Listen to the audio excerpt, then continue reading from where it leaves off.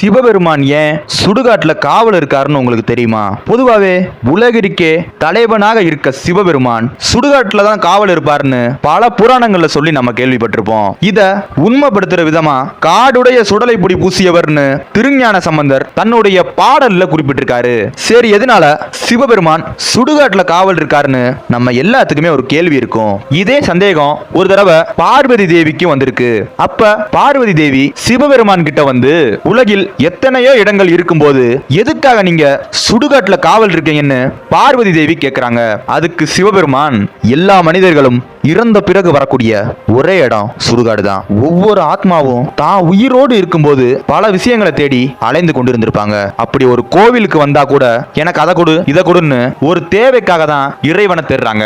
கடைசியா அவங்க இறந்த பிறகு அவர்களது உறவினர்கள் சில காலம் மட்டும்தான் கவலைப்படுவாங்க. அதுக்கப்புறமா இறந்த நபருடைய சொத்துக்களை தேடி போக ஆரம்பிச்சிருவாங்க.